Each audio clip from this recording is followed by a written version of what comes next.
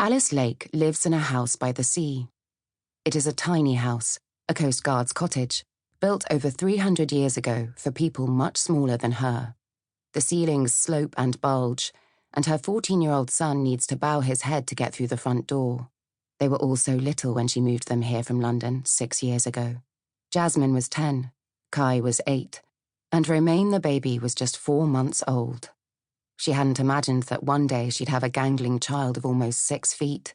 She hadn't imagined that they'd ever outgrow this place. Alice sits in her tiny room at the top of her tiny house. From here she runs her business. She makes art from old maps, which she sells on the internet for silly money. Silly money for a piece of art made from old maps, perhaps, but not silly money for a single mother of 3. She sells a couple a week. It's enough, just about.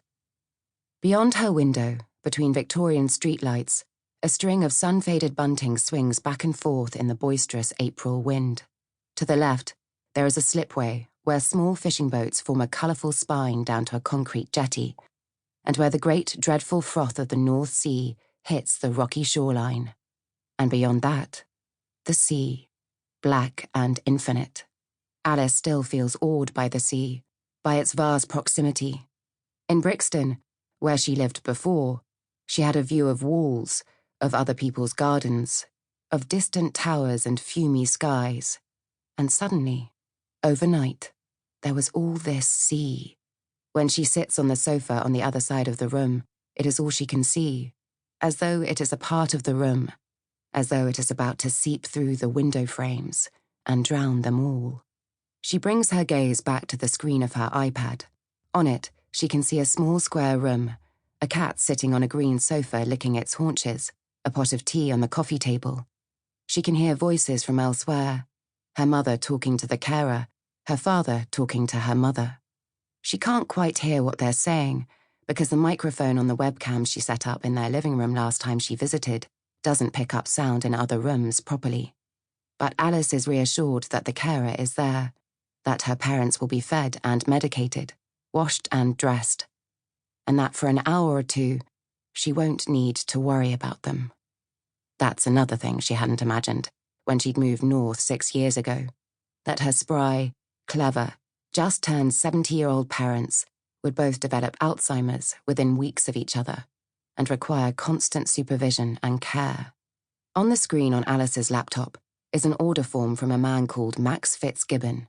He wants a rose made out of maps of Cumbria, Chelsea and Saint-Tropez for his wife's 50th birthday. Alice can picture the man, well-preserved, silver-haired, in a heather-coloured Jewell's zip-neck jumper, still hopelessly in love with his wife after 25 years of marriage. She can tell all this from his name, his address, from his choice of gift. Big, blousy English roses have always been her favourite flower, he says in the any other comments box. Alice looks up from her screen and down through her window. He is still there, the man on the beach. He's been there all day, since she opened her curtains at 7 o'clock this morning, sitting on the damp sand, his arms around his knees, staring and staring out to sea. She's kept an eye on him, concerned that he might be about to top himself. That had happened once before. A young man, deathly pale in the blue-white moonlight, had left his coat on the beach and just disappeared. Alice is still haunted by the thought of him, 3 years later. But this man doesn't move. He just sits and stares. The air today is cold and blowing in hard, bringing with it a veil of icy droplets from the surface of the sea. But the man is wearing only a shirt and jeans. No jacket, no bag, no hat or scarf. There's something worrying about him. Not quite scruffy enough to be a drifter, not quite strange enough to be a mental health patient from the daycare centre in town. He looks too fit to be a junkie, and he hasn't touched a drop of alcohol. He just looks... Alice searches her mind for the right word, and then it comes to her. He looks lost.